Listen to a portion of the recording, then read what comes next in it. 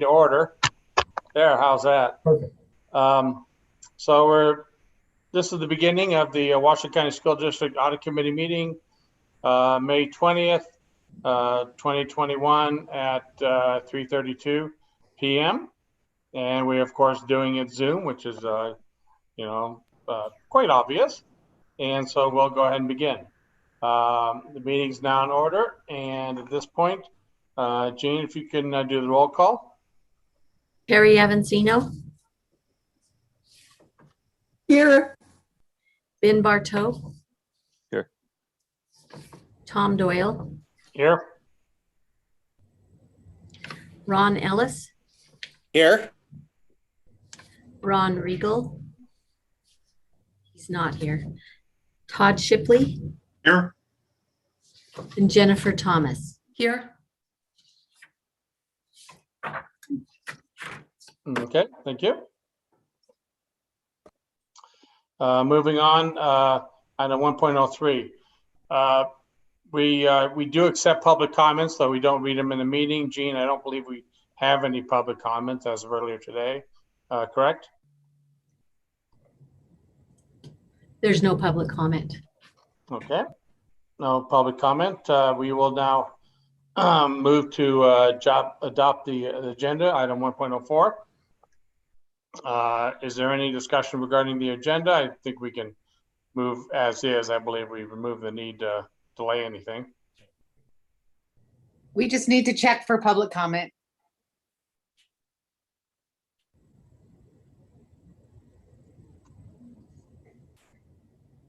There's no public comment. Yeah, Jean already indicated no public comment, so we're good. So there's no public comment, and can somebody please make a motion to adopt the agenda unless there's discussion? I'm happy to make the motion. I, Jennifer Thomas, move that the Audit Committee adopt the agenda as presented. And a second, please. I've been to second the motion. Okay, all in favor, please say aye. Aye. Anybody opposed? Motion carried. Moving on, the items for presentation. Obviously, as a quick note about the fact that public comments have to come in by email, etc., and then there's no public comments, so it kind of takes care of that. We'll move on to item 2.01, and that's the approval of the meeting minutes for November 5th, 2020, which is our only other meeting this past year. So if we can have any discussion, please, regarding those meeting minutes, any concerns or issues. I did review them and it looked very accurate, including the lengthy discussion regarding the CPA audit and the construction audit, but everything looks good for me. Anybody else? Tom, this is just Sarah Montalvo. I'm covering for Neil for legal. And for each action item, we just need to make sure we don't receive any new public comment coming in.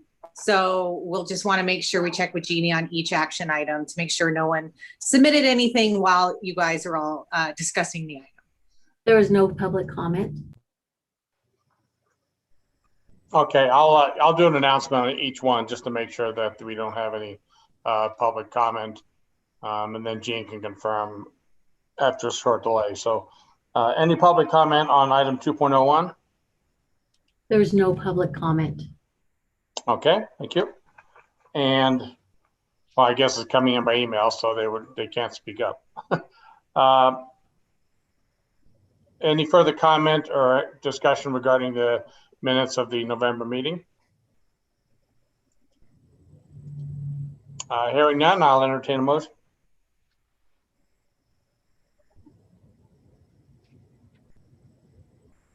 I will move that we approve the minutes as written. Second, please. Todd Shipley, I'll second the motion. All in favor, please say aye. Aye. Aye. Aye. Anybody opposed, say nay. We are Carried unanimously. We're good to go. Okay, moving on. Item 2.02, discussion and possible action to forward to the Board of Trustees for the consideration acceptance, the annual follow-up of the property control audit. So Kirk, you want to go ahead and discuss whatever is in there, or have one of your team do it? Paul? Good afternoon, Chairman Doyle and members of the Audit Committee. For the record, my name is Paul Casey, Internal Auditor, and I am here to present the annual follow-up of the property control audit. Joining us today from the Office of Business and Financial Services, I believe, I don't see all the participants, is Mark Mathers, Chief Financial Officer. I would like to thank Mr. Mathers for his cooperation during this follow-up. This audit was originally presented in March 2016 and included 16 recommendations. As of this annual follow-up, 12 recommendations were fully implemented, and 2 recommendations were considered no longer applicable and have been removed from the report.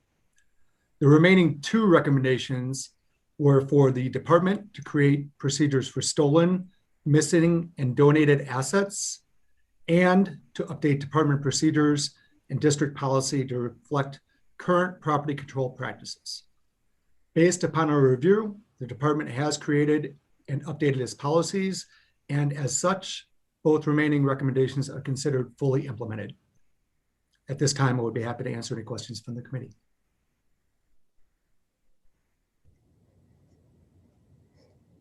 Does anybody have any questions for Paul or for Mark?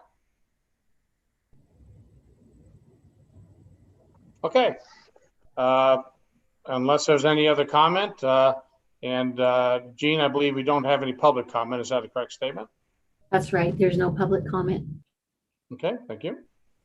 Then we can move forward with the motion. If somebody like to make a motion.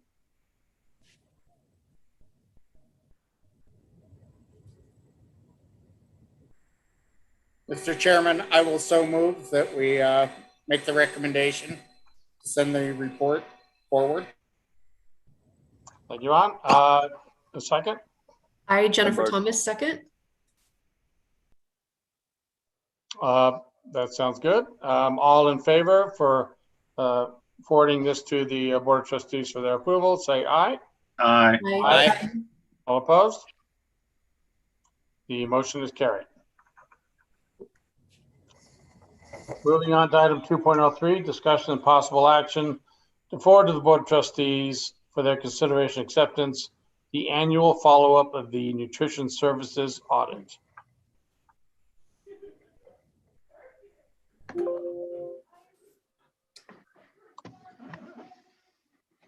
Kirk? Mr. McMahon. Good afternoon, Matt McMahon here, Internal Auditor. Good to see you all, Chairman Doyle, members of the Audit Committee. Thank you for the opportunity to speak today. I'm here to present the annual follow-up of the Nutrition Services Unpaid Balances and Community Eligibility Audit. And we have 2 individuals here to help answer any questions you may have as well. Mark Mathers, CFO, and Mike Supple, the Assistant Director for Nutrition Services.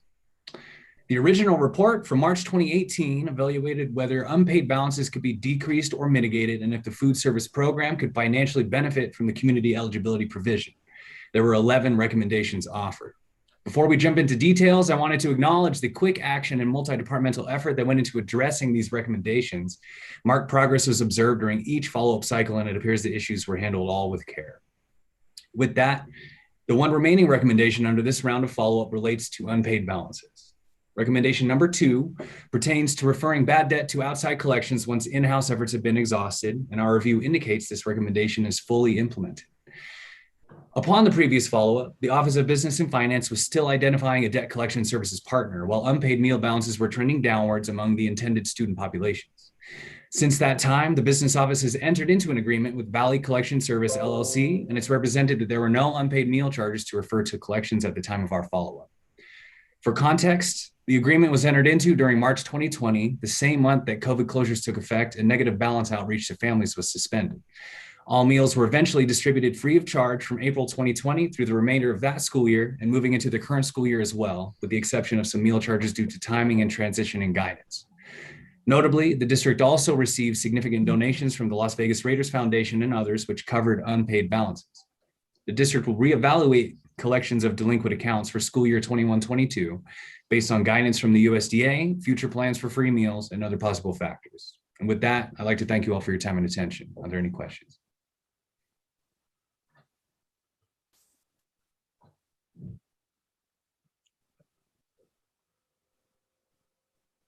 So it's my understanding that the collection agency now is fully engaged once schools start back into full-time operation, and those are all set up to refer it over there if the parents don't come up with the money.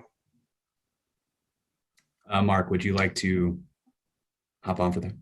Yeah, we are totally set up with Valley Collections. However, the federal government announced very recently, after the preparation of this report, that they are authorizing again universal free meals to our students for the coming school year.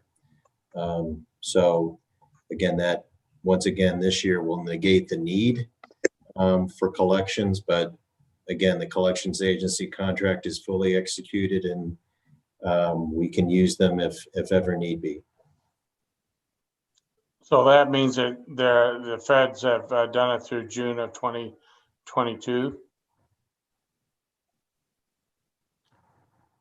Yes, the contract runs at least through 2022. I'm double checking the end date. It will be June 30th, 2022. Okay. I guess that takes care of that for a while. Yeah. Okay. Any other questions?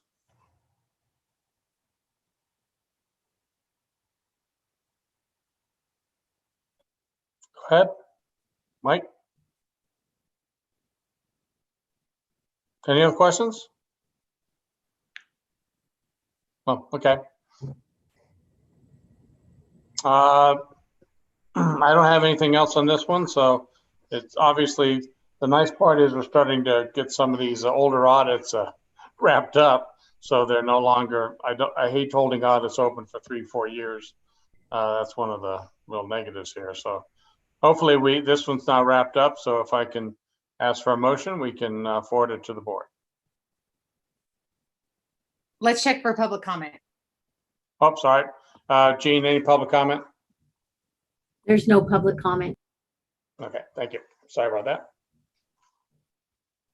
Motion, please.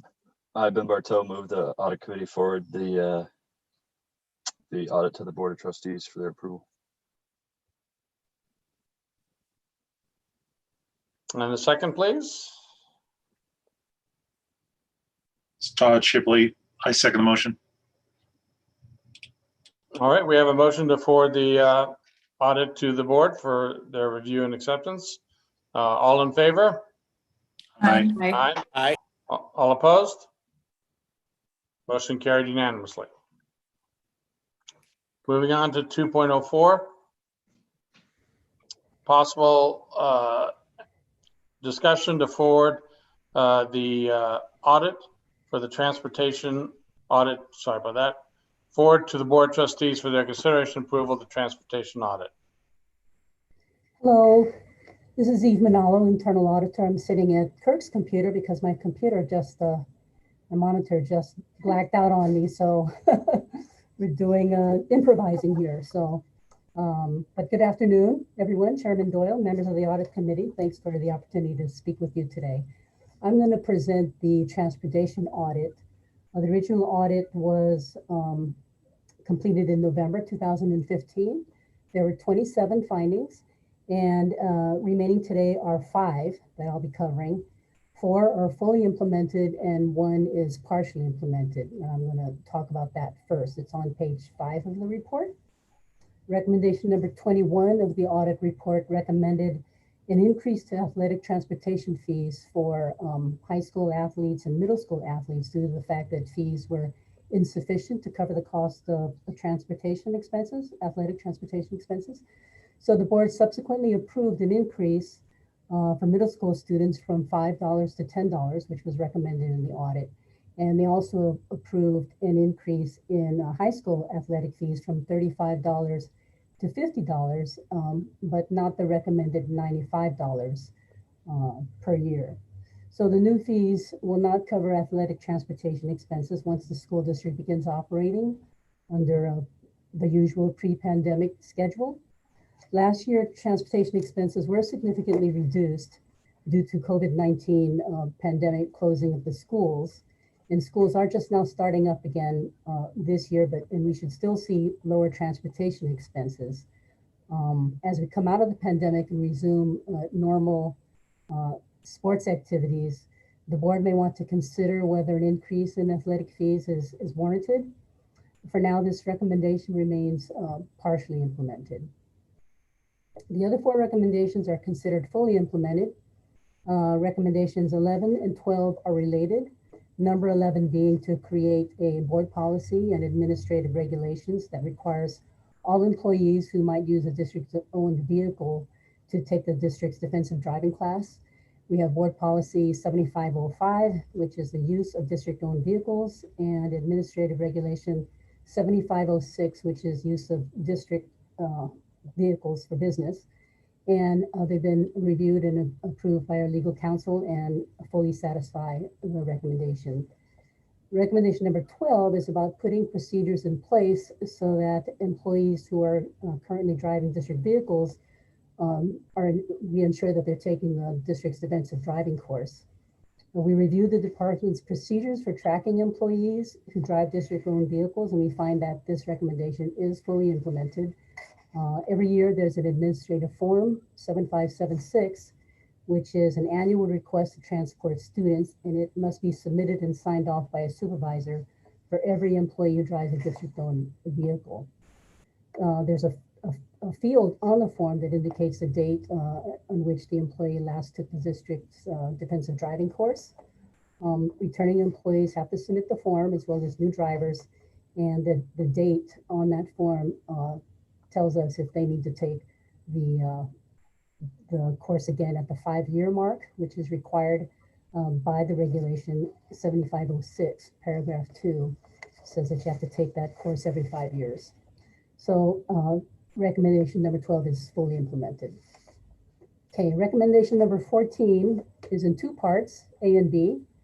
B was implemented 3 years ago when we observed the proper segregation of duties, with one person who receives the checks when they come into the office, and a second person who verifies the check amounts and safeguards the funds in the safe that's in the transportation office until the checks are sent to the business office for deposit. We examine log sheets and deposit transmittal slips, and they are used with the proper sign-offs from different staff members to indicate segregation of duties is being followed. Okay, recommendation 14A it requires an endorsement stamp be used to immediately endorse the checks once they are received in the office. So an endorsement stamp has been ordered for the transportation department to begin using it immediately. Past practice was to have the business office endorse the checks, but what we have since clarified with business that the checks can and should be endorsed by the department in transportation when they are received, on the day that they're received. So this recommendation is considered fully implemented as soon as they get that endorsement stamp. Okay, finally, the recommendation number 25 is that regular reconciliation should be performed of the total fees to be collected from student athletes for transportation fees and the amounts that are deposited to the bank. The student activities and athletics office is responsible for the reconciliation of athletic transportation fees, and they provided us with a copy of their athletic fees collection procedures for the school year 2021. And our audit found that they were complying with the procedures for reconciling the fees to the bank deposit. We examined the reconciliation worksheet and deposit transmittal slips, and that recommendation is fully implemented as well. I do want to thank Rick Martin, who's here today, the Director of Transportation, and Mark Mathers and Ellie Centeno from the Athletics Office for making themselves available today and to answer any of your questions. That concludes my presentation. Thank you very much. Thank you. First, before I get into it, Jean, are there any public comments?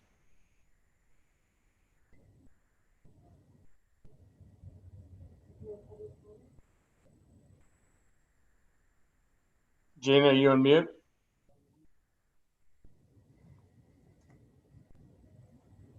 Sorry, I'm having a hard time sharing the screen and getting back to. Oh, There's no sorry. public comments.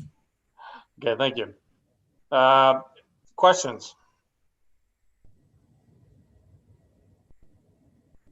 I guess it looks like there was a recommendation to raise fees, right?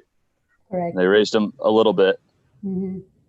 but the analysis done to determine, okay, this is the rate that's going to cover all of our expenses was $95, and somebody just decided to raise it like $10 short, or I guess what was the, To did you find out the $60. rationale? Well, I'm sure that there's some pushback from the parents when those fees are increased, so it's up to the board to consider that. Gene, could you share the screen and go back up to that partially implemented recommendation? That would be a big jump from 35 to 90. It's a policy decision by the board. Right. So at that time, the policy decision by the board was to raise it to $50. The board So made the this is Mark. decision. The Board of Trustees? Yeah. Yeah. Mhm. So this is Mark Mathers, Chief Financial Officer. If I could jump in, this was a discussion we had with the Board of Trustees for our fiscal year 20 budget.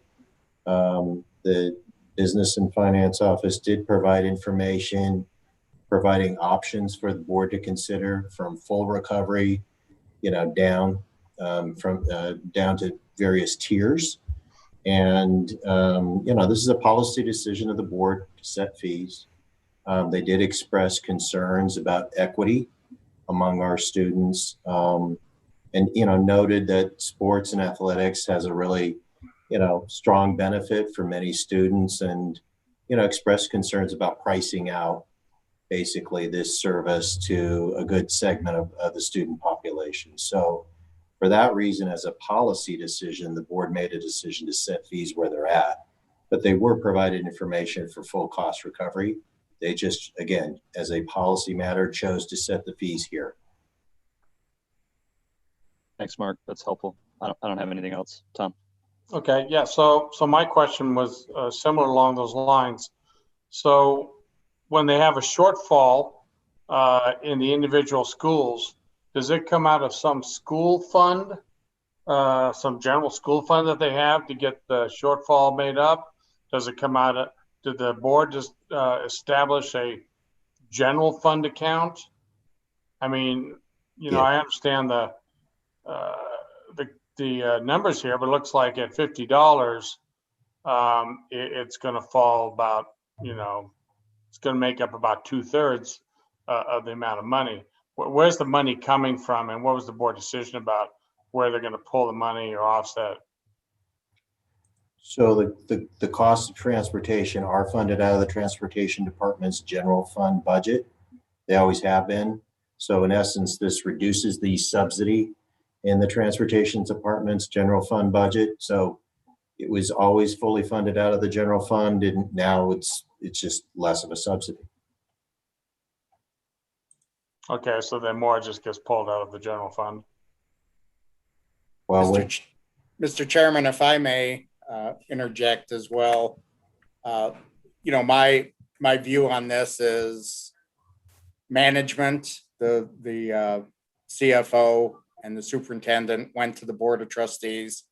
They provided the options, and the elected officials made the policy decision, which is entirely their prerogative and responsibility to do so. So my comment was I would consider this recommendation fully implemented, and it's not for this board to worry about or concern ourselves with funding the school district, but whether or not the funds are used appropriately and there's no fraud, waste, or abuse with the available funding. Yeah, I would generally agree. I think the questions are still warranted as to, where their decision was, but that's fine. I would also agree that I don't think another follow-up audit on this is of any value. Also, Kirk can take that into account in his audit planning, but an additional follow-up is doesn't matter. So I would think that once we send this to the board, it will be the final follow-up audit on this. So is the direction to change this recommendation to fully implemented when it goes to the board for approval? That can be part of the motion, yes. Okay. Any other discussion? I will make a motion to forward the transportation follow-up audit to the Board of Trustees for their consideration and approval, with the additional recommendation that the item regarding the student fees contributing to the transportation, that finding can be considered to be fully implemented and not just partially implemented, since the board has made a final decision on that, at least as far as now. So no further audits will be required. That's my recommendation. I will second that motion, Mr. Chairman. All in favor? Aye. Aye. Aye. Aye. All opposed? Motion carried. Thank you. Thank you very much. Thanks for the presentation. Very good. Thank you. Moving on to item 2.05, discussion and possible action to forward to the Board of Trustees for their consideration and acceptance the annual follow-up of the information technology organizational structure and security audits. Kirk? Good afternoon. First, and Jean, please advise, are there any public comments on this? There's no public comment. Okay, thank you. Now you can share the screen. This is Mr. Casey.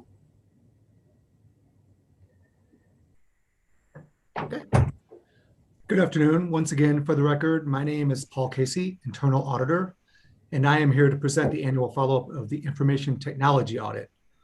Joining us today from the Office of Information Technology is Chris Turner, Chief Information Officer. I would like to thank Mr. Turner for his cooperation during this follow-up. This audit was originally presented in November 2016 and included 14 recommendations. As of this annual follow-up, 5 recommendations have been fully implemented and have been removed from the report. The following includes the implementation status of the remaining 9 open recommendations. Recommendation 3.2, perform periodic internal vulnerability assessments to include network scanning and system secure configuration reviews. The Information Security Department currently performs periodic internal vulnerability assessments that includes network scanning and system secure configuration reviews. Full scans are performed on a rotating schedule, with every site being scanned at least once per month. This recommendation is considered fully implemented. Recommendation 3.8, consider reinvesting E-rate reimbursements back into the Washoe County School District IT environment to support IT upgrades in a proactive manner. The Office of Information Technology has worked with the Business Office, and all federal funds received through the E-rate program are being used solely for reinvestment for upgrades or maintenance of the district's IT infrastructure and other IT projects, and are not being designated for non-IT procurements. This recommendation is also considered fully implemented. Recommendation 1.1, consider increasing resources to comparably sized districts in order to meet minimum IT service needs. There has been no change in the last year and a half regarding this recommendation. However, the district continues to expand digital technology in the classroom, and with the need in 2020 to support distance learning, has increased device inventory with the purchase of approximately 20,000 more devices. With the increased complexity in applications, infrastructure, and user and device management, additional resources for staffing and training continue to be necessary. The office represents it will continue to seek additional resources as growth of technology continues to be a priority for the district. No anticipated implementation date can be established until resources are increased to support current district technology needs. This recommendation is considered not implemented. Paul, Yes. real quick, just gonna make a quick comment about what percentage of the resources that you believe are necessary do they have? Are they at the 80% level, 90%? Just rough. I'm going to let Chris answer that question for you real quick. Okay. I don't have that answer. Hi, this is Chris Turner, CIO for Washoe County School District. I apologize that I don't have that figure at my fingertips. I've looked at staffing ratios for comparably sized districts as well as industry recommendations, and I've got staffing ratio recommendations, but not the resource question that you're asking. How far below what you feel you need are you for the staffing? Well, if you look at it in a positive light, we are currently staffed about one desktop user support person for every 5 buildings, school buildings and district buildings. And that's a reasonable ratio, but some of our buildings have 2,500 students and over 100 staff members. If you look at it in a staff ratio,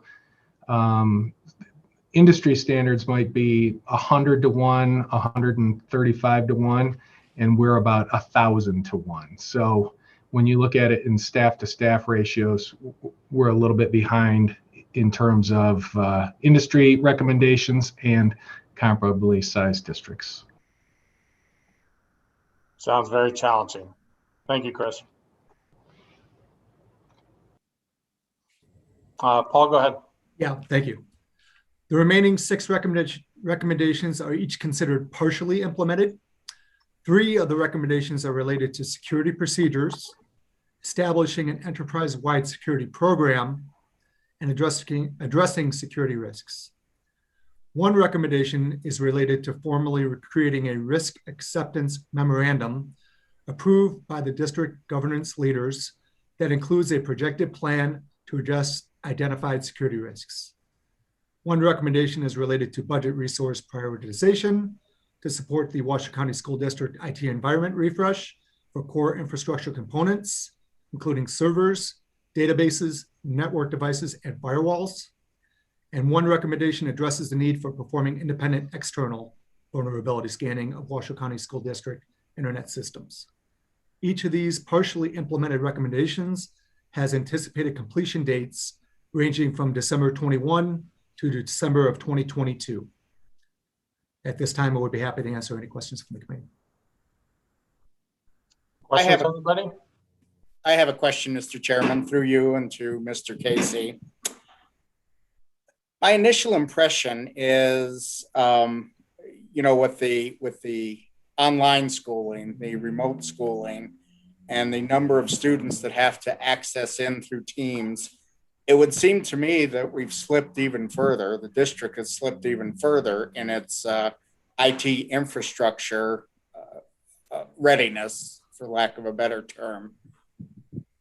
How much of a risk, or how would you rate the risk of the completely unimplemented finding for the IT infrastructure, where it seems like they are behind and seriously behind? I'll just answer it from my standpoint, and then I'll defer Chris to make some additional comments. I agree. I'm sure not just for our district, but probably for most districts, the distance learning has probably set a lot of the IT things back a little bit in terms of budgets and everything else. In terms of the percentage and how much it set us back, I'll probably defer that to Mr. Turner to kind of get a little bit more detail to that. Thanks, Paul. So when the district pivoted to the pandemic response, we obviously had to scale up our remote learning opportunities. We onboarded over 17,000 devices since July 1st of 2020. And when you scale to that magnitude, there are opportunities for us to miss some infrastructure upgrades that should be coincidental to that upgrade. We do feel comfortable in that we have device level security and network level security that keeps us safe, but IT folks in general and IT security folks specifically are somewhat sleepless because of the risk. We're always aware of risk. We see glasses as half empty rather than half full. And we're constantly scanning our systems and relying on the collaborative skills of all of our users to inform us of any of the vulnerabilities that we might be suffering from. So on a scale of 1 to 10, would you say it's 5, 6, 7, 8, 80% chance of a breach of the network? Or you're saying that you're comfortable with the security over general computer security and cybersecurity? Well, to use your scale on a 1 to 10, I'm a 9.9. There's always clever and very enthusiastic folks that want to circumvent our systems, but we've had reports of 1 or 2 students that have gotten around our systems, and that's out of 60,000+ students over the last year. External threats outside of our students and staff, those are of greater importance to us because we're concerned with protecting the data integrity of all of our systems, HR, payroll, whatever the case may be. So those are the big pieces that drive a lot of the conversation, and we feel like we're in a good space infrastructure-wise that we're protected. Those systems are particularly protected. Thank you. So with the a lot of people working from home, and I'm not sure that many people want to hack into a English class. But what would be do you guys use secondary authentication for sensitive access, like into anything that could involve grades, financial, all of that? Is there a secondary authentication like used by some of the financial firms for getting in, where you text them a code or whatever before they can enter? Yes. So Nevada Revised Statute 603A, which is referenced in the audit document, calls for a number of security controls for all organizations that are data collectors, like Washoe County School District. And one of the top mitigations would be multi-factor authentication. All of leadership team uses 2-factor or multi-factor authentication, as well as staffing in the business department.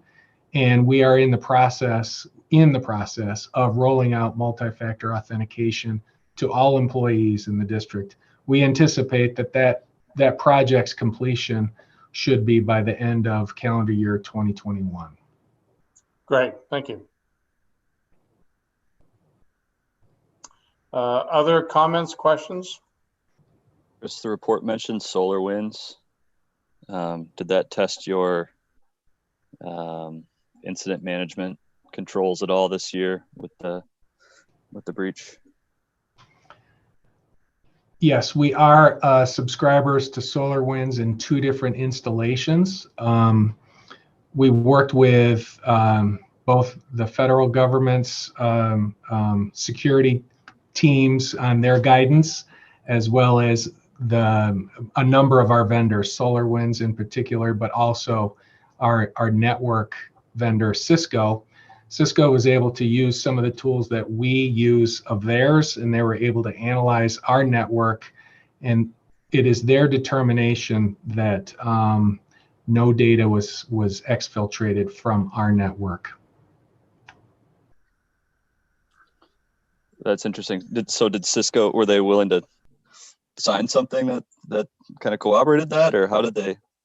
They sent us a report that indicated that there was traffic beaconing between our network and that external threat actor.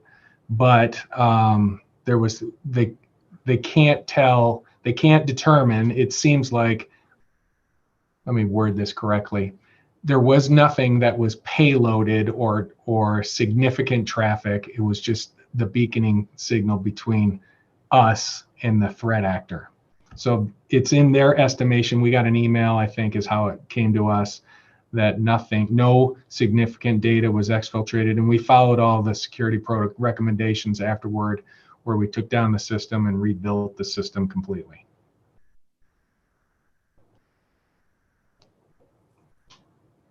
Thanks. And then I think the report mentioned you're still looking at, or you're maybe trying to switch providers for disaster recovery and backups. Is there specific vendors you're looking at, or and I think it said something about completion in the next 6 months. I could be off there. Yeah, I'll refer that question specifically to either Joe, IT director, or Austin Smith, our IT security officer, who are on the call. Let me get my camera up here. Hi. Yeah, as far as the disaster recovery, and I'm looking at it right here in the document. So going forward, what we're doing is we're using a lot of the Azure components for storage. So instead of dumping stuff to tapes, we've moved all of our disaster recoveries, that 10-year storage or whatever, up into the cloud. We have looked at potentially using another vendor other than Commvault, but we haven't even gone out and looked at those different options yet. And you mentioned Azure. So is Microsoft kind of a preferred vendor then for well, the district? we have a couple different things that we're doing. So we use Commvault to actually do all of our backups, and we have on-site storage. We have 2 servers that sit on-prem that actually store all the data. And then we take that data off of those servers and we just use their cold storage, which is, we're not really using Azure as a backup service. We're using it just as a storage vault. We also use a process called, I'm gonna lose my thought here. Basically what we do is we replicate server instances up into the cloud. So we'll take snapshots basically of our servers and just store them there, so that if we have a downage on-prem, we can basically spin up another server and then download that instance back on in order to get that server back up. So those are the 2 different programs or processes that we use the Microsoft tools for. And those on-prem servers, those backup servers, are in separate locations. Right. Yeah, we also do replication from one data center to the other data center. So we have probably 50 servers that we replicate from our main office into our office that's on the other side of town. And then I guess this is kind of one more question on this, and I had another question too on contractors, but would that include like financially significant data, or is this more just related to education? You know, would that include the payroll system and all of that? Right. So yeah, anything that's actually housed in our data centers right now has a backup. So all of our Business Plus servers are replicated to another data center. So we have that in another location. So if it was to go down, it would basically take us 10 minutes to spin up the other servers and get them back online. Thanks. And then I guess maybe Paul, this is a question for you, but I'm curious, did the technology audit at all encompass or talk about contractor access and access to systems from outside external contractors and how that's managed, and in terms of removing it timely and things like that? To my recollection, no. But certainly I can look through it again just to make sure. And if I do find something related to that, I can get you something on that. Just a heads up on this, Ben. good questions. This was a third-party audit completed by an outside firm a couple of years ago. So we'll track that down and we'll get you an answer. Yeah, I think that'd be great. And, you know, Chris, Joe, maybe you already are comfortable with your contractor management process, but that seems to me like I do IT audits for a living, and that's right. Well, and where we everybody's are failing. And we are managing that at some level. We initially had them as a VPN account. We've moved them to another process. I can't, that would be probably something that Austin could speak to. But we also, any accounts that we've built, we have we disable those accounts on a certain, you know, we have them set to auto disable at certain accounts. So they don't just sit out there, and we monitor the AD accounts if they need, or any type of Outlook count. Yeah, that auto disables the best, right? If you can set an expiration when you hire them, that's the only way to manage them. Yeah, we do that with anything that's not an actual district account. Thanks, guys. Thanks, Tom. Okay, thanks. Any other questions? I will entertain a motion.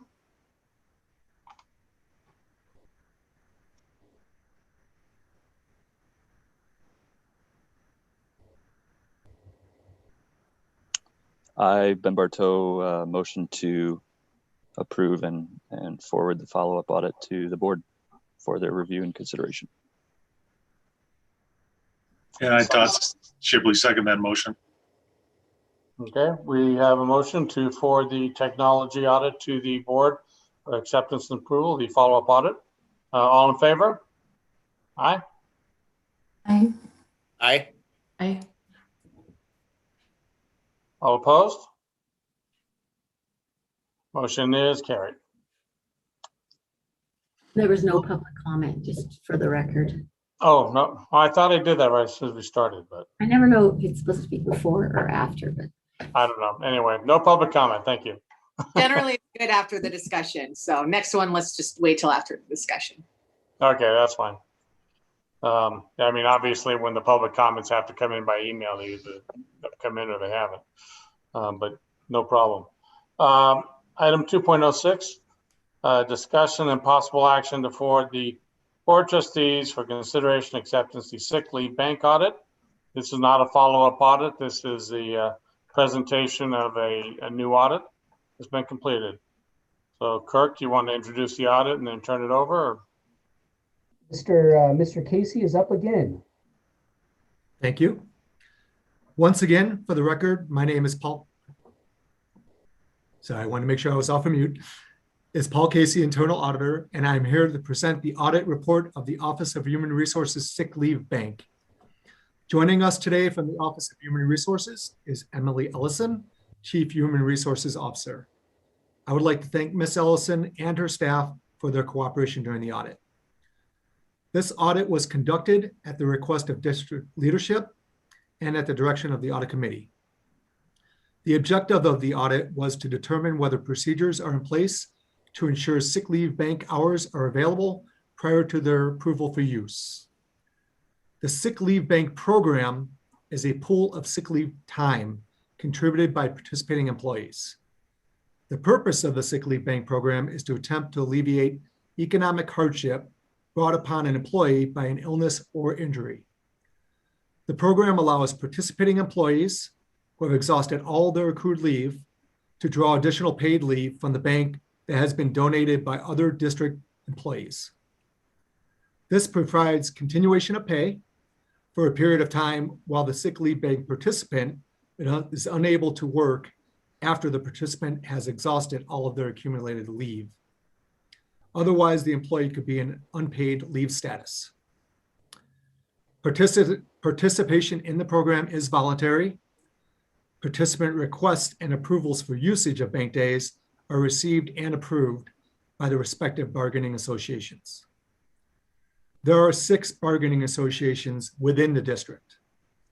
Each is responsible for being the exclusive bargaining representative for the group of Washoe County School District employees they represent. The bargaining associations help serve their membership in various ways.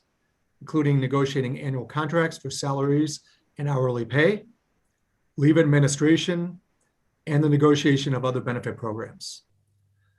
Human Resources is not responsible for the sick leave bank application process or the acceptance of denial of decisions pertaining to bank usage, but will notify an association if an employee requesting time has any remaining accrued leave available with the district that should be used before bank usage is allowed.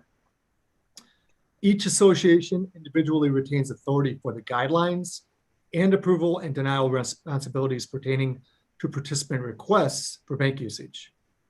Human Resources will facilitate the deduction of bank usage for participants and periodically reconciles time used and available with associations. Bank usage is also communicated to payroll. In prior years, bank usage outpaced contributions for some of the bargaining associations. By not maintaining sufficient bank balances, this can result in negative balances. When this situation occurs, without requiring increased contributions from participating members, the programs will either 1, continue the deficit usage, 2, discontinue operating altogether, or 3, utilize a program restart, allowing the program a clean start whereby the negative balance is reset to 0 and the program continues. The 2 largest bargaining associations for Washoe County School District conducted restarts of their sick leave banks due to the negative bank balances resulting from a combination of a shortfall of participant contributions combined with a lack of oversight on bank usage approvals. The restarts for these associations occurred during the 2014-15 school year and in October 2017. One association was approved for eliminating 2,674 days, and the other was approved for eliminating 3,442 hours. The combined cost of these restarts was estimated to be approximately $802,000.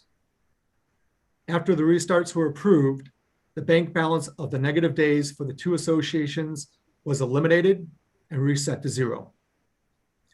Since that time, the Human Resources Department has proactively established increased administrative measures to attempt to avoid a recurrence of a negative balance occurring in sick leave banks of the associations.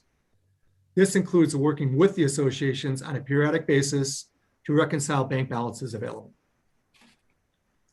Overall, program processes are being followed, and the department proactively increased administrative measures to improve program governance. With the goal of continuous improvement in mind, we identified opportunities within the sick leave bank program to increase assurance that sick leave bank hours will be available to employees when needed. Specifically, we had 3 findings and recommendations as follows. First, administration of the program as a whole has been decentralized to the bargaining associations instead of being standardized within the Human Resources Department. A decentralized governance structure without standardized guidelines can result in errors such as approving leave bank hours when none are available. We recommend the Human Resources Department administer the sick leave bank program and standardize operating policies and procedures. Next, we observed some program-related documents containing personally identifiable information, or PII, as not being secured. This deficiency appeared to be a result of a decentralized governance structure and lack of standardized guidelines. We recommend securing all program documents within the Human Resources Department and limiting access to confidential employee information only to those needing it to perform their duties. Finally, program participants typically only make a one-time initial contribution to the sick leave bank, regardless of usage or period of enrollment. Our surveys of other school districts produce results showing that each district had some sort of mechanism to keep their bank balances at a healthy level. As there was not a consensus on the methods used, we recommend the Human Resources Department consider some iteration of the following options.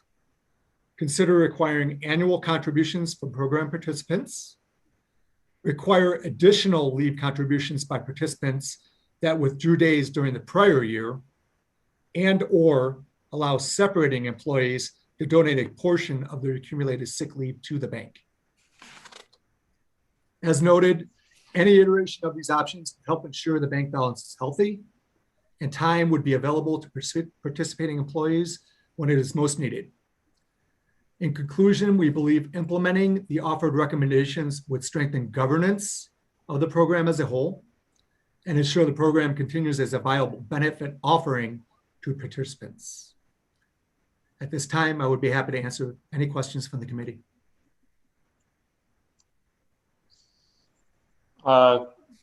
Thank you, Paul. So I did a little bit more effort on this to some questions earlier today, and I'm still scratching my head. So how can a bargaining association decide that they're going to run a negative balance on hours? Please go back. Gene, can you scroll back up to the point of the chart where you had that chart?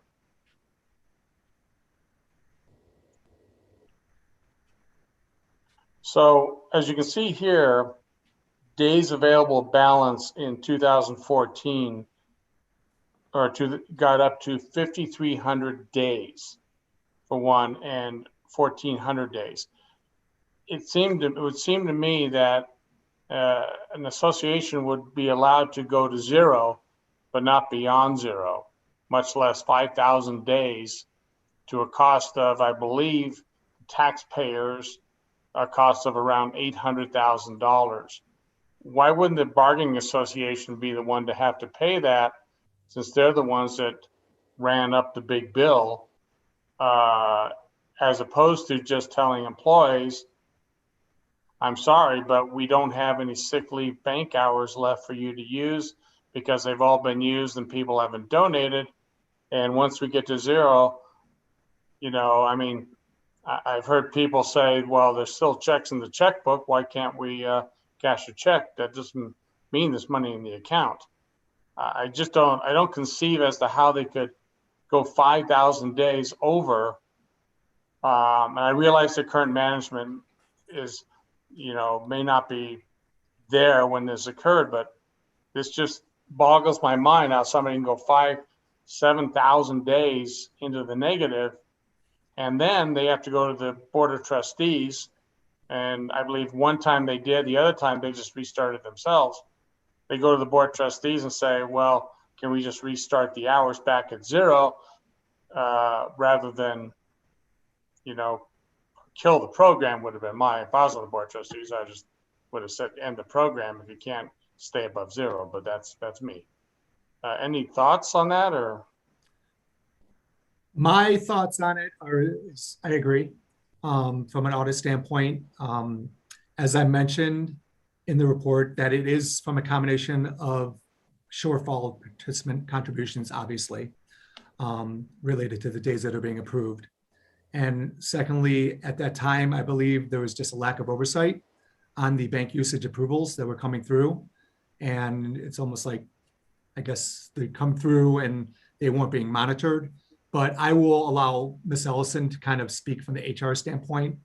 She might be able to provide a little bit more insight from their department's perspective.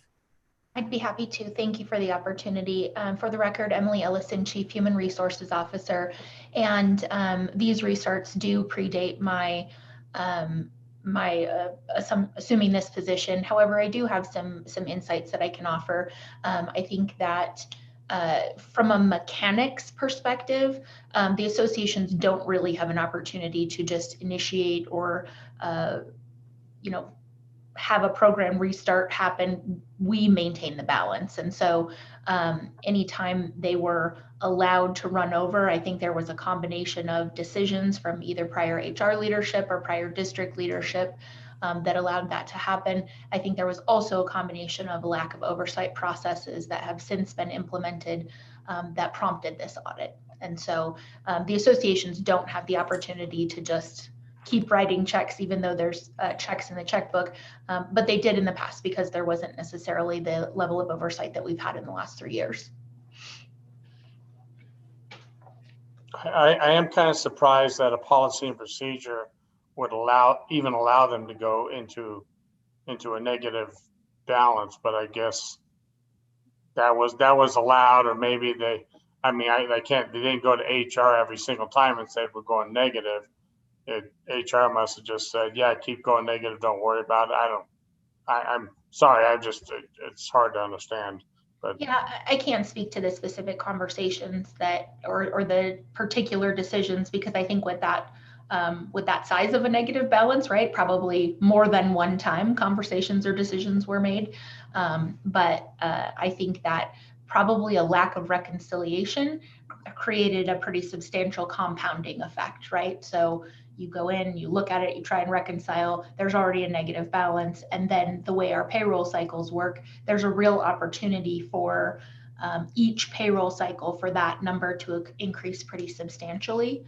And so I think really that was the nexus, the catalyst for this audit was the fact that 2 substantial restarts had to happen. And now we've got procedures in place to avoid that.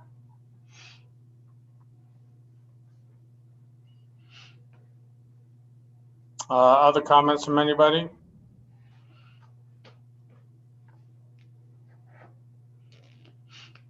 Mr. Chairman, I have a comment, if anybody can hear me. We can hear you fine. Go ahead. Okay, wonderful.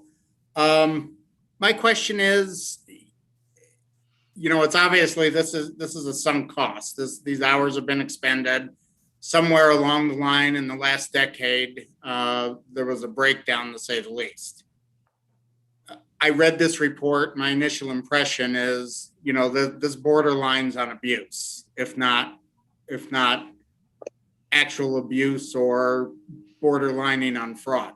But my question is, what has management done to prevent these overages? I see in 2018, 2019, and 2020, it's gotten much better. Has there been a new system implemented that automatically stops an employee from exceeding their accrual, or some procedure in place, or is it still manual?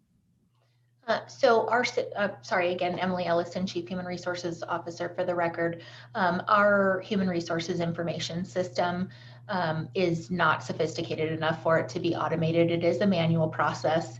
The lead human resources technician in our department is responsible for the monthly reconciliation, and the HR manager over employee services is responsible for an audit of that audit and for making sure that that monthly reconciliation is happening. So it is a manual process, but there is a process in place for regular monitoring.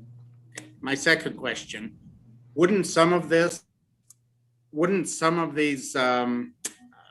hours,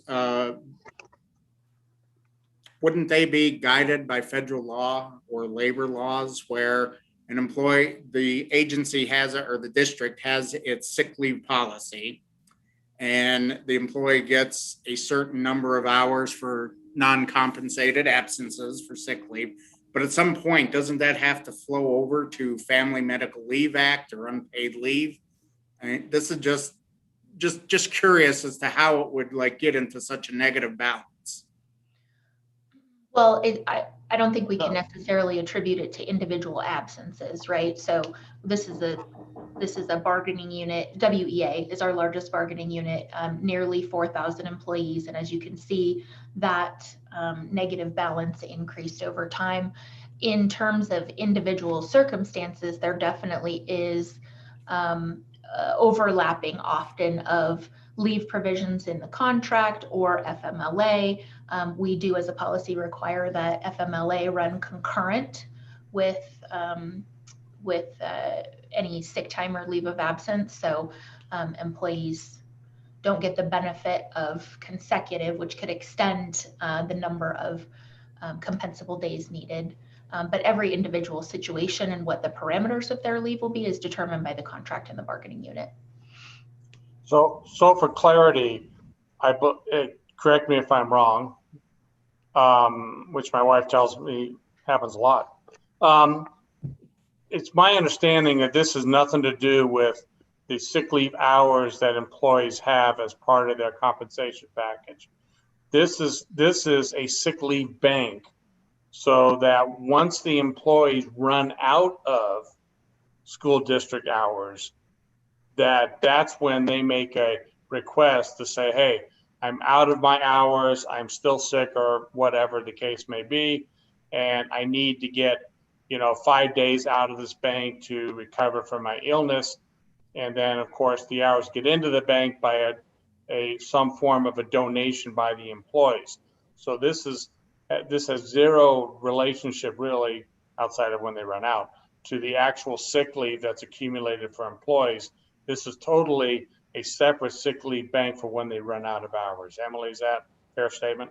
It is, except for the sick leave bank is funded by donations of accumulated sick leave, right? So that would be the connection. Once they run out, then they apply to the bank, and the balance in the bank is funded through donations from participants in the sick leave bank. Right, that's what I'm saying. And an employee could actually be not participating, which means that they don't donate in and they don't get anything out. Is that correct, or has everybody got to be in it? No, that's correct. It is an optional program, and you can't withdraw if you didn't donate during the open enrollment period. Got it. Okay. One other follow-up quick question. I know this is complicated to answer, but so if I look at the old days and I look at the second half of the chart, have there been a lot more contributions into the fund as the cure, or have there been a lot less withdrawals from the bank as the cure? Because I don't have any idea how many hours go in or come out every year. This only shows balance, but I didn't know if like in 2018 you got 1,900 balance, but I don't know if that's based upon 25,000 hours and 23,000 used, or if it's 100,000 or 2,000 or so. So two questions. One is, how many hours are used every single year out of this bank? Is it out of the one? Is it tens and tens of thousands? And the second question is it been cured based upon more restrictive, allowing people to withdraw, or more contributions? So I don't have the figure in terms of annual utilization, but that's certainly something that I can get. I think it's probably a combination of both. So the sick leave banks are pretty stringent in terms of what qualifies as an eligible use, or who qualifies to receive the benefit of sick leave. And so I think that, between stringent controls on approving sick leave bank requests, but also we have a fair number of people who work sort of in that retirement, silver tsunami, I've heard it referred to as, right? We've got a lot of people retiring every year. Okay. And so as new employees come in and they sign up, there's a constant refresh happening as well. So I think the numbers we're seeing are a combination of those two factors, but I can't really comment on how much is used annually. Paul, any rough idea? Yeah, I do have the reconciliations in front of me. Just looking over real quick, for example, one of the associations, the largest one, contributions have well exceeded the sick days granted in 2016, 17, 18, 19. But in 19 and 20, the granted amount did exceed the amount of contributions for that year.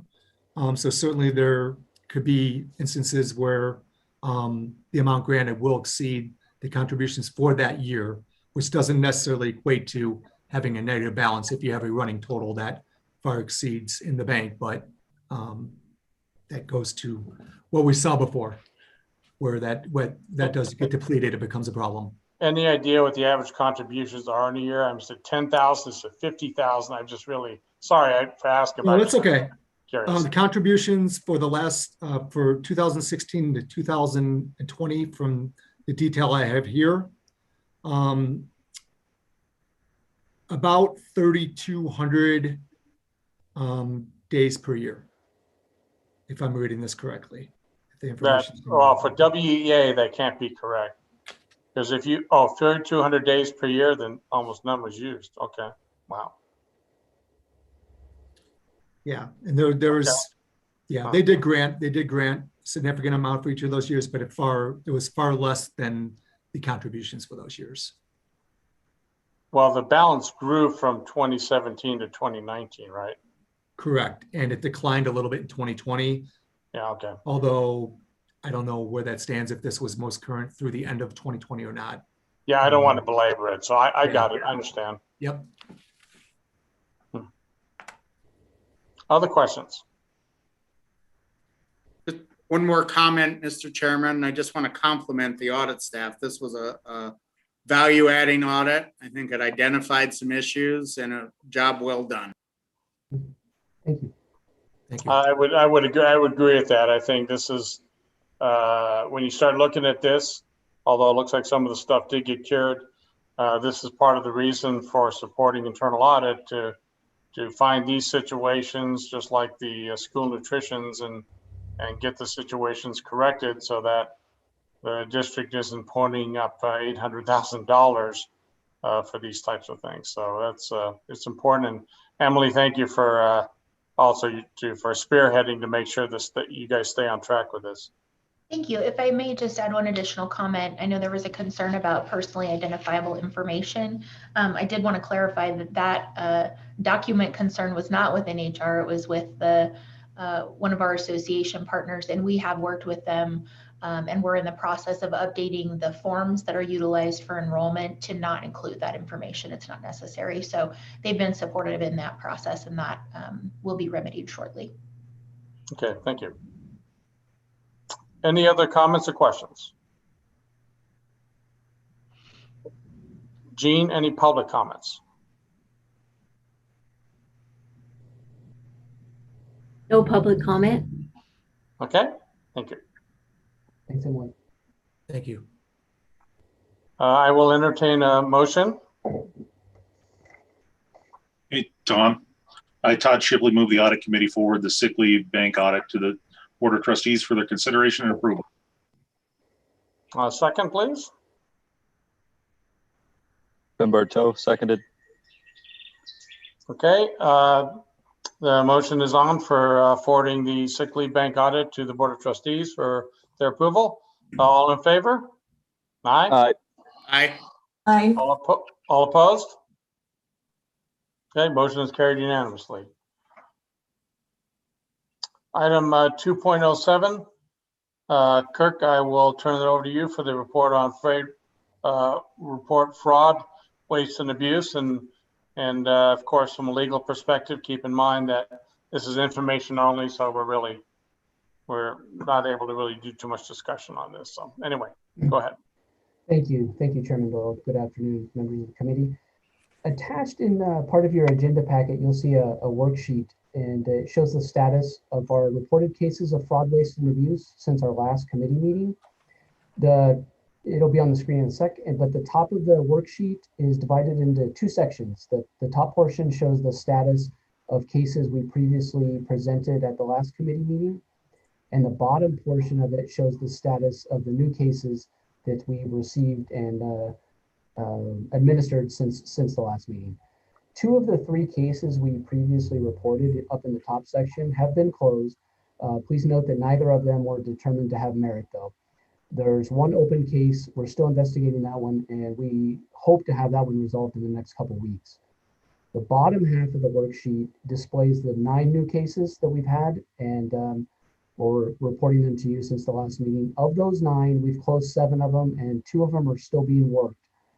Please note, the very bottom case listed on this is I can't talk about it in too much depth, but is the type of subject matter that our new audit that's being planned here shortly, Psychological Services Department, is designed to address.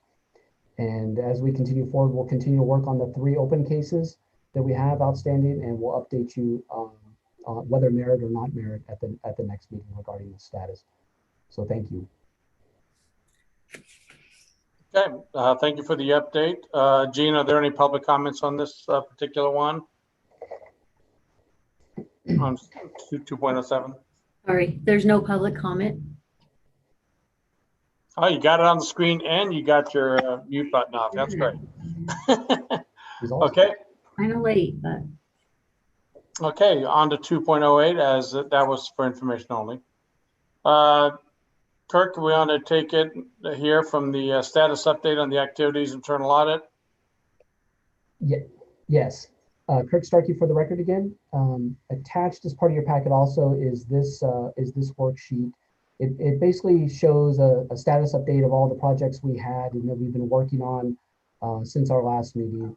It's designed to mirror the audit plan. So basically this is the audit plan from the last meeting with the status and an estimated completion associated with it. I'll run through it kind of top to bottom, and you know, this is a discussion item, so you can stop me, interrupt me whenever you want, if you want to talk about any of them. But at the top, we have our charter schools. We do these annually. We monitor different financial activities associated with the 7 charter schools. That's been completed. However, we've been monitoring one of the charter schools, Bailey Charter School, on a quarterly basis for basically a little more in-depth financial monitoring.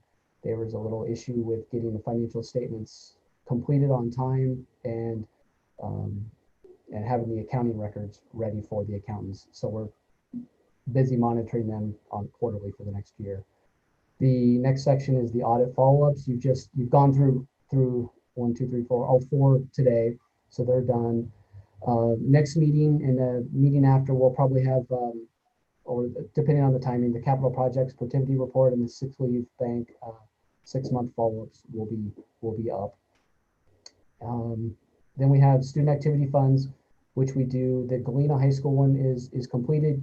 That's been sent to your attention, and we're just about done with our Taylor Elementary School and our Westergaard Elementary School student activity fund audits. You should have those, I would say, in end of May or very early June.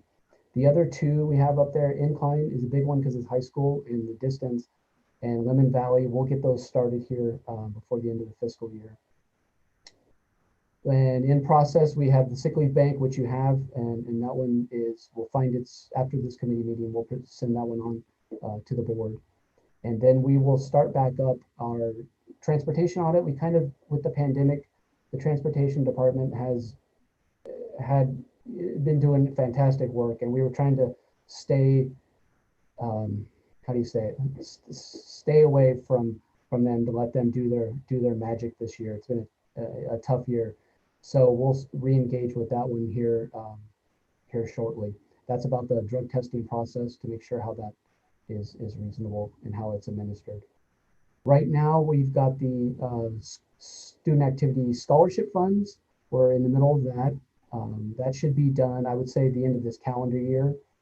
And we'll be starting, like we talked about before, the psychological services mental health evaluation process. We'll be starting that end of this month, 1st of June. And hopefully we'll have that done by the end of the calendar year as well.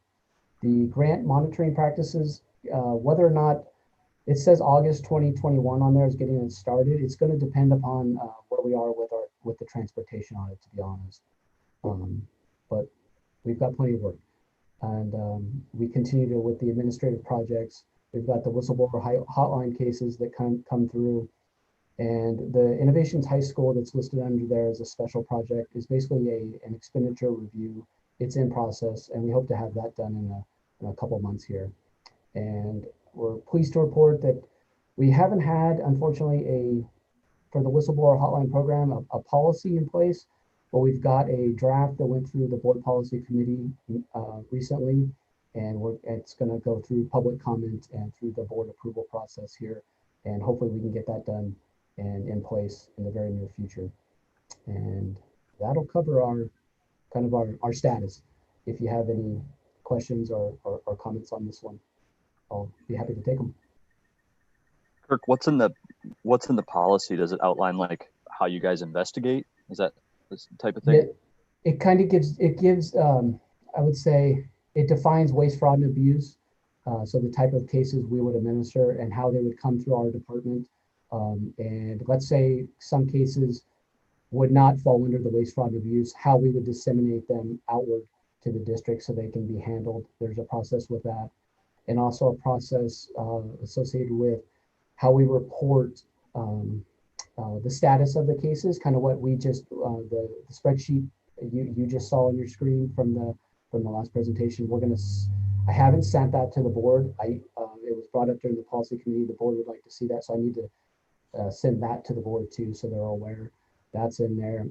Also a process. So let's say a complaint came in about myself or our department. There's a way to handle that one.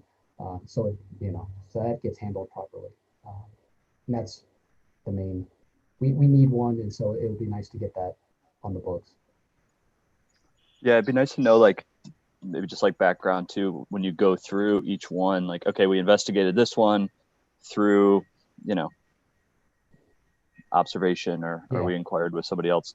Just kind of know like what went into the investigation would be kind of cool, or if there's a policy for that. Yes, there'll be after we'll get, so that would be, how do I describe this?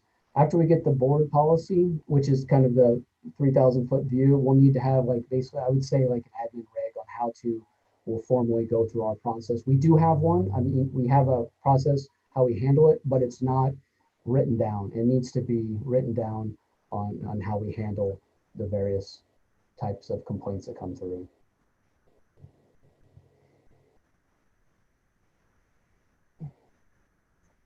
Kirk, could you just run through, give us an idea of the percentage complete when we had the, if you looked at the earlier in the agenda, we covered the meetings of the November meeting.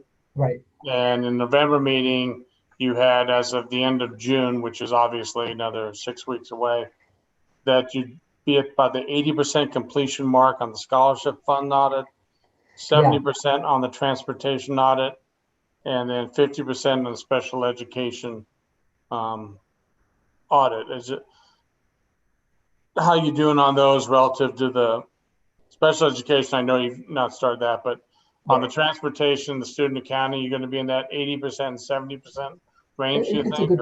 It's a good question. Student accounting, it was started and stopped, and with a staff transition, and then we picked it back up. So I would say we're a little. We've gone a. If we were at 70% before, we're like at 75%. We're moving on that one. Transportation, we did not touch it. That was my decision. We kind of left it alone due to the pandemic logistical issues with that one. But in its place, we were doing the Innovations High School project review, and we started in on the student activity funds. The Galena one that was completed a while back. That was much bigger in scope than originally planned, let's say, because of what we encountered and were finding during the project. And you'll find that stuff in the report, but that ate a bunch of our hours up, and that's kind of the answer for that one. The best answer. Okay. Other comments, questions?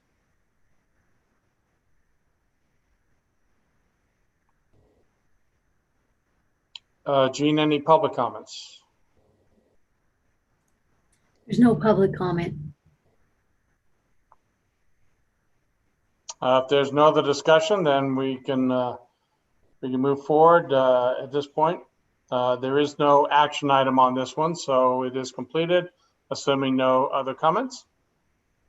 Okay. Move on to 2.09, which is the status of the audit committee to include retiring members such as myself and open audit committee seats. And so this will be my last meeting. So I will be departing off of this. And Jean, can you just recap who else? I'm not sure if Terry got talked into it again or not. Terry, you want to comment, or are you going to go to the same retirement party as me? Jeannie indicated that I termed out. Oh, you've termed out. Involuntary retirement. Mine was voluntary, by the way. Okay, so Jean, is that it? We didn't lose anybody else, right? Or Ron Regal, but I think Kirk's going to talk about that. Yeah. Oh, okay. Go ahead, Kirk. Hey, sorry, you have to listen to me one more time, a little bit. No problem. Hey, this item we wanted to thank, as Tom said, we got 3 committee members that this will be their last meeting. Tom was kindly gave us several years of great service as the committee chairman, and Terry has generously served on this committee. We were trying to add them all up. It's an incredible 17 years. So huge thanks to both of you, and much appreciated beyond belief. And Mr. Regal couldn't be here today, but also he's been here for a couple of years providing great insight and input. So we also remotely thank him greatly, and this is our way to thank all of you from our office and from the district. Thank you for all your service. And also I want to, if anyone present today or anyone watching happens to have any colleagues that are out there that may be interested in serving on the committee, please point them our direction. We'd be happy to talk to them. And thank you all very much. And if you want to say, Tom or Terry, anything else, fire away. But thank you for being with us.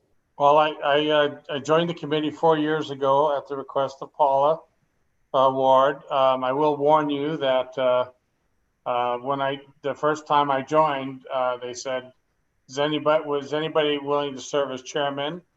I said, sure. And I expected 2 or 3 other people to raise their hand in the room, and everybody else just kind of lowered their head. And the next thing you know, I ended up being chairman. So that'll teach me. That's just a warning to you in case next meeting you decide to say I'm willing to serve, and you may find nobody else volunteering, which means you get it. So, but I think been a good 4 years. Obviously the pandemic sent us astray as far as being able to get together meetings, which are so much better. Yeah. But welcome for the new members that are on, and for those that have hung in there that long. And as Kirk already said, if you know of people that are interested in joining the audit committee, please reach out to them to see if they're willing to get on and contribute and try to push this forward so the internal audit group can do valuable work. So thanks to Kirk and his entire team, and to the new members on the team. And we appreciate all the work and some good audit work being done.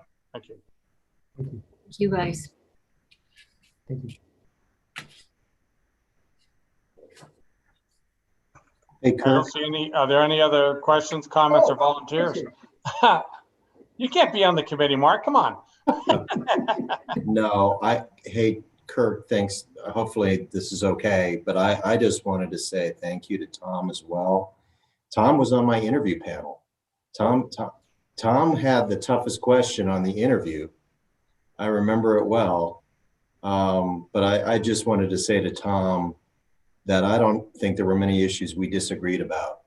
And I really respected your opinions and your common sense approach. And thank you for your service. I'm going to miss you, but hopefully we'll see you around. Yep. And you're welcome. And, I think you can look at some of the stuff on these charts. You can look at the audit. The audit was presented last time, and I asked them, where's the management letter? And they said, we had no management comments. And as a CPA, I haven't heard that too often. Right. So, Mark, it's great that you stepped in and done a great job. So I really appreciate you being responsive and there to take care of things. So thanks to you also. And I'll just reiterate what Tom just said. Tom, this is Superintendent McNeil. We truly appreciate all of your leadership over these years, and you stepping up and helping out in such a public way. And I also just wanted to remind, we do have a couple other committee interviews. We've got share, and we also have zoning. So if you'd like to serve on any of those, we've got those. Okay.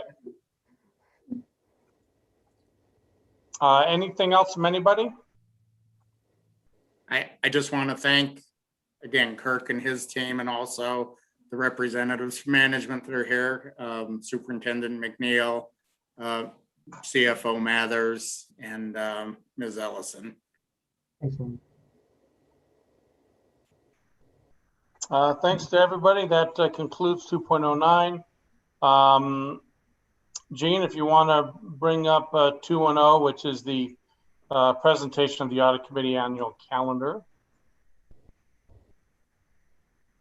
Oh. Kirk, just kind of flip through that real quick. I think we're kind of wrapping up. So yeah, especially the meetings.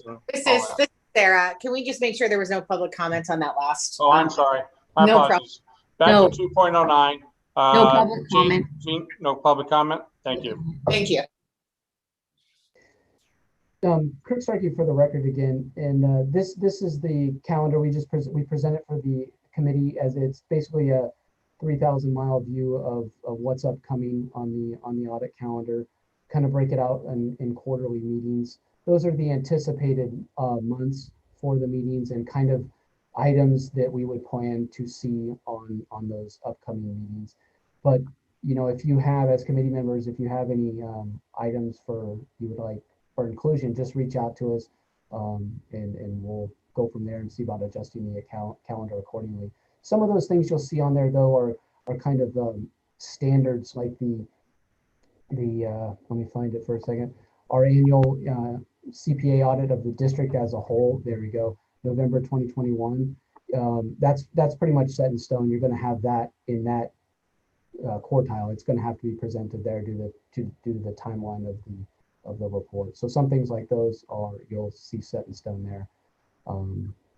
But others we can kind of move around. The election of the committee chair and the vice chairman, as Tom mentioned before, there should be a lot of hands up at the next meeting for being chairman and vice chairman, and so we'll have that. But if you have any like if months are bad, dates are bad, or items, just please reach out to us. We'll work with you. Thank you. Okay, that's for information only. Any public comments on that, Jean? No public comment. Thank you. Item 3.01, announcement of the next meeting. Jean, have you looked at any dates yet, or? No, generally they're August, November.